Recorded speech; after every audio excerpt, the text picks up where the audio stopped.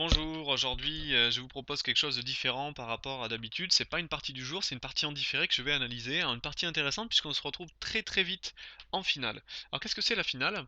C'est la troisième phase dans le jeu d'échecs dans laquelle on arrive si on a passé l'ouverture, si on n'est pas tombé dans un piège d'ouverture, et si on a passé le milieu de jeu, là où la plupart des parties d'échecs se décident. Si beaucoup de pièges se sont donc échangés, on arrive dans la troisième phase du jeu qui s'appelle la finale aux échecs. C'est quelque chose qui s'étudie beaucoup, qui est très technique, qui est pas facile. Les objectifs changent, c'est pas forcément une attaque directe sur le roi, c'est peut-être la promotion d'un pion qui peut nous assurer plus tard le gain de la partie. Donc cette partie est très intéressante puisqu'on se retrouve très très vite en finale et c'est une finale très instructive que je vous propose aujourd'hui. Donc je commence par KVC3, une ouverture que j'ai pas mal étudiée. E5, cavalier F3, je développe mon second cavalier en attaquant directement le pion central, cavalier C6, et là, on arrive dans une espèce d'écossaise sans E4, et à la place de E4, il y a cavalier C3. Donc des fois, ça crée des positions un petit peu différentes, et il y a pas mal de pièges d'ouverture si les noirs ne font pas attention au début. Alors, on y va avec, j'enlève un petit peu la flèche de l'ordinateur, et là, ici, le coup des noirs qui est assez étonnant, c'est cavalier prend. En général, c'est pas recommandé puisque la dame blanche se retrouve au centre, personne peut l'attaquer a priori, et la dame est forte quand elle est au centre et que personne peut l'attaquer. Donc là, les noirs proposent un échange de reines. Alors évidemment, ça me m'arrange pas d'échanger les reines, ça aplanit complètement la position. Donc là, ça montre déjà un adversaire qui joue pour pas perdre hein, ce genre de variante. Donc là je joue dame C4 qui est le meilleur coup ici. En fait je refuse l'échange des reines et j'attaque le pion C7. Dame C6. Ici les blancs ont normalement un avantage. Alors le bon coup ici c'est le coup E4 qui propose d'échanger les reines mais avec 2 temps de développement en plus. Donc ok j'échange les reines mais j'ai déjà 2 temps de plus. Donc en général ça apporte un avantage d'ouverture. Donc là j'ai pris parce que j'ai joué sur la structure de pion. Il avait le choix, hein. Il pouvait reprendre avec le pion B, et il aurait eu un pion isolé ici, ou reprendre avec le pion D, ce qui fait pour accélérer le développement, mais par contre, regardez maintenant, j'ai une majorité de pions à l'aile roi, 4 contre 3, ici 4 contre 3, mais avec des pions doublés, c'est plus difficile du coup à faire avancer et à faire valoir. Donc là, on se retrouve pratiquement en finale déjà, hein. On peut presque dire que c'est une finale, même s'il y a beaucoup de pièces, on a quand même échangé les reines et une paire de cavaliers, on peut déjà dire que c'est une finale ça. E4, donc E4 un coup qui prend de l'espace au centre et puis qui permet de développer mon fou blanc. Fou B4 qui est à mon avis un bon coup dans cette position, qui cloue le cavalier et qui menace de détruire ma structure de pion au prix de la paire de fou quand même, hein. Donc là les blancs peuvent ne pas faire attention à la structure de pion et jouer sur la paire de fou ici. Par exemple un coup comme fou F4 est intéressant, est à envisager, mais j'ai vraiment joué sur la structure de pion saine. J'aime pas me faire casser la structure de pion. Donc j'ai joué fou D2. Cavalier F6 qui développe une pièce en attaquant mon pion. Le coup E5 n'est pas envisageable parce que mon pion E5 serait affaibli.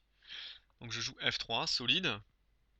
J'aurais pu jouer fou D3, hein, développant mon fou avec gain de temps. C'est peut-être mieux, plus précis. Mais je joue sur une structure de pion, je vous dis, toujours saine. Alors j'ai, voilà, fou aussi c'est un bon coup, puisque maintenant mon fou ne peut pas sortir en C4, et je me retrouve avec un fou un peu passif en F1. Donc là les noirs ont bien joué, et normalement les noirs ici ont égalisé, même s'ils ont une structure de pion moins bonne, leur activité des pièces ici est meilleure, et du coup la position est égale. A3 pour poser la question au fou. Fou A5, c'est très bien, il va évidemment pas sacrifier sa paire de fou. Fou prend, j'aurai un gros avantage avec la paire de fou, plus la structure de pion. Grand roc ici, grand roc ici, donc là la position est vraiment égale. Fou E2, je peux pas vraiment développer mon fou ailleurs. Tour D7 pour doubler les tours, et donc là je propose une simplification majeure de pièces avec le coup cavalier B1. Alors s'il ne fait rien, par exemple fou B6, je peux sortir mon fou en G5 ou en F4 et propose l'échange de tour. Donc là il échange. Et là, gros échange sur la colonne D qui arrive. Et on se retrouve dans une position maintenant très intéressante qui est arrivée très très vite, où on va jouer sur les majorités de pions, les structures de pions. Donc j'ai un 4 contre 3 à l'aile droite contre un 4 contre 3 à l'aile dame, mais avec des pions doublés, je vous disais, sur la colonne C. Et moins il y a de pièces, plus ma majorité à l'aile droite, normalement, est importante et du coup devient primordiale. Ça sera plus facile, disons pour moi, de me créer un pion passé, par exemple, sur la colonne E, hein, le pion passé candidat, c'est le pion sur la colonne E. Ça sera plus facile pour moi que lui sur la colonne C, par exemple. Donc là, on va jouer là-dessus. Je vais jouer là-dessus, et en plus de ça, j'ai une prépondérance centrale avec mon pion E4. Donc là, je mets vite mon roi. Alors les rois sont très forts en finale, il faut le savoir, hein, puisque il y a moins de menaces de mat, et donc les rois centralisés sont très forts. Mon roi E3 est très fort là. C5, il met son pion sur case noire. C'est un bon réflexe normalement de ne pas mettre le pion sur la couleur du fou, puisqu'il va être gêné le fou. Là mon fou est moins bon que le sien, clairement j'ai un moins bon fou. Et l'idée d'avancer sa majorité, donc ça c'est un coup logique. F4, moi aussi j'avance ma majorité, je mets mon pion sur case noire, je contrôle maintenant deux cases importantes, G5 et E5, ainsi que F5 et D5. Je contrôle toutes les cases ici, donc c'est important. Fou, le coup ici, fou G4 qui est un piège évidemment. Sur fou prend, il y a cavalier prend, fourchette sur mon roi et le pion H2. Je perds un pion, son cavalier ne sera pas enfermé. Donc ici un piège. Dans lequel évidemment je ne tombe pas. Et je joue un bon coup ici, fou C4 qui menace le pion F7. Alors il pourrait jouer des coups comme fou D1, mais sur fou D1 je peux jouer par exemple hein, roi D3, évitant la fourchette en G4 par exemple, hein, et puis menaçant F7.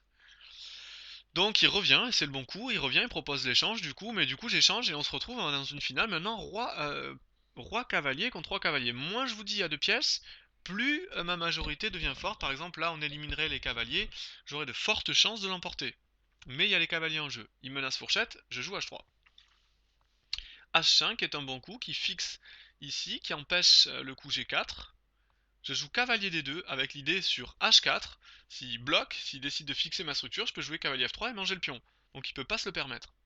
Donc il joue B5, c'est un coup ambitieux, il avance sa majorité, et là je joue quelque chose un petit peu atypique, je vais fixer la majorité de pions ici, alors que c'est pas ma majorité de ce côté, je devrais pas y toucher, mais en fait avec le coup C4, je fixe la majorité de pions noirs à l'aile dame, et là, première faute de la part des noirs dans cette partie, le bon coup ici c'était C6, surtout ne pas toucher aux pions, hein. Les pions c'est difficile à juger s'il faut les avancer ou pas en finale, surtout qu'ils peuvent pas revenir en arrière, donc c'est un peu délicat. Donc là le bon coup c'était C6 pour évidemment sur l'échange reprendre avec le pion C et il aurait une majorité nette, 3 contre 2. Et là au lieu de ça il fait B4. Et il fait B4, regardez. Évidemment que je prends pas, parce que si je prends il y a une majorité de 2 contre 1. Par contre si je pousse, c'est ce que j'ai fait, j'aurais pu laisser comme ça aussi, hein. Je peux laisser comme ça, ne surtout pas prendre, et sur pion prend, on regarde que les deux pions C, les deux pions doublés sur la colonne C, finalement c'est comme s'il avait un pion de moins maintenant dans cette position. Donc B4 c'est vraiment une faute qui lui donne pratiquement un pion de moins. On dirait pas comme ça, mais avant il n'avait pas un pion de moins. En fait il n'était pas clairement de moins. Là il est complètement de moins maintenant. Donc je pousse et je lui dis, bah maintenant t'as un pion de moins parce que ces deux pions sur la colonne C sont faibles. Alors je pousse aussi pour peut-être jouer cavalier B3 et tranquillement assurer ma structure de pion à l'aile dame. Je sais pas si c'est forcément le bon coup, ça veut dire que je pense déjà potentiellement que je vais passer à l'aile roi, ce qui n'est pas le cas, pas forcément le cas. Donc là, il y a une erreur de la part des noirs. Ici, une petite imprécision de la part de nous deux d'ailleurs, hein, c'est qu'on n'a pas vu qu'on pouvait attaquer frontalement, c'est-à-dire sur G6, je peux jouer E5 ici, avec l'idée de jouer cavalier E4, et E5 cavalier E4 fixe le cavalier, il va être obligé de revenir en D7, E5 cavalier D7, je joue cavalier E4 et je fixe le cavalier à la défense du pion ici C5, mais j'avais peur du contre-jeu avec cavalier B6, et attaque A4, attaque C4, sur échec, prend B2. J'avais peur de tout ça, donc je suis pas rentré, ça c'est des coups un peu d'ordinateur 5, moi j'y vais doucement, je joue B3. Ça enlève ma case B3 pour mon cavalier, mais en même temps, ça solidifie ma structure de pion à l'aile dame, j'y vais doucement, je veux pas me presser et rentrer dans des complications inutiles. Donc là il joue cavalier D7. Et je joue G4. Alors G4, l'ordinateur dit que c'est un mauvais coup parce il y a une pointe tactique, mais qui n'était pas facile à voir. C'est un coup naturel, hein, je prends en possession de ma majorité, j'y vais, mais je me suis un peu empressé. Et les pions ne peuvent pas reculer, je vous l'avais dit. Là j'avance de deux cases un pion, vous allez voir ce qui se passe. Donc en fait ici, le bon coup je crois, c'était pion prend, et F6. F6 et là je fais un coup intéressant. Ici il y a une faute, hein. A6 c'est une faute. Le coup de l'ordinateur ici, c'était pas facile à voir, c'était G5, voilà, c'était l'idée de l'ordinateur. G5, et sur pion prend G5, cavalier E5, je ne peux pas défendre le pion ici G4, c'est délicat, et si j'essaye de le défendre, je peux perdre mes pions de l'autre côté. Euh, du coup, c'était le contre-jeu de l'ordinateur qui permet pratiquement d'égaliser. Je crois que c'était le bon coup dans cette position. Donc E5, G5 avec l'idée cavalier E5. Pas facile à voir, hein. Au lieu de ça, mon adversaire donc a joué à 6. Et là, je peux jouer du coup G5 moi-même, avec l'idée de fixer un petit peu la structure. Donc là, il fallait pas jouer F5, hein, F5 c'est une faute. Il fallait oser prendre. Après cavalier prend, sur échec, jouer roi F6 et essayer de tenir cette position. C'était pas si facile pour moi que ça de passer. Il y avait tout à démontrer. Au lieu de ça, je vais vous montrer instructivement ce qui se passe quand on fait pas attention. Alors c'est une partie en 10 minutes chacun, donc mon adversaire commençait à manquer de temps. Il avait défendu tranquillement, mais passivement jusque-là. Et là, le bon coup, c'est pas pion prend. Surtout pas pion prend et où les noirs reprendraient avec leur pion F, leur pion G. Alors on a l'impression que c'est super fort parce que j'ai un pion passé soutenu. Mais mon roi ne peut plus passer avec le pion F5 et le pion C5, il passerait plus. Donc là, ça serait une faute. Ça serait une faute et le bon coup c'est cavalier ici H4 attaque la faiblesse en G6. Donc le seul coup ici pour les noirs pour défendre c'est cavalier ici F8 et là le bon coup regardez c'est roi D3. Les noirs sont en Zuzwang. Zuzwang ça veut dire qu'ils n'ont aucun bon coup dans cette position. S'ils prennent un E4 avec le pion je fais roi prend et ils sont obligés de reculer avec le roi. Sur ce je vais faire F5 ensuite. Et donc je casse en fait, je casse ici et je vais avoir un pion passé sur la colonne G. Le temps que les noirs s'occupent de ce pion passé, grosso modo, je pars de l'autre côté avec mon roi et mes pièces et je vais manger les pions sur les dames, hein, c'est thématique. Donc là les noirs finalement jouent un coup de pion, surtout en se disant bah il va faire pion prend. Si je fais pion prend on se retrouve dans la position que je disais tout à l'heure qui est pas bonne. Je reviens roi E3, C6, roi D3, ils sont en Zuzwang, ils sont obligés de faire quelque chose. Alors là ils font une nouvelle faute, le bon coup c'était pion prend, et puis ici reculer le roi, roi E7. Ici j'aurais pu jouer peut-être un coup comme alors sur roi E5 il y a cavalier échec, je suis obligé de revenir. Donc là il fallait peut-être jouer ici pion pousse. Et ici sur pion prend, essayer de faire roi prend avec une position normalement techniquement gagnée. Je vous dis puisque sur par exemple roi échec, pion pousse, roi là, je vais aller m'occuper des pions de l'autre côté. Voilà, c'est un peu thématique. Là je vais aller manger les pions de l'autre côté. J'ai une position qui est complètement gagnée. Donc au lieu de ça, mon adversaire ici revient, il fait roi F7, qui est une faute, et sur roi F7, il me suffit de faire pion prend, cavalier prend. Son idée c'était le contre-jeu ici avec cavalier là, mais finalement un simple roi ici E4 l'empêche de jouer cavalier D4, défend mon pion F4 et la partie est finie, regardez.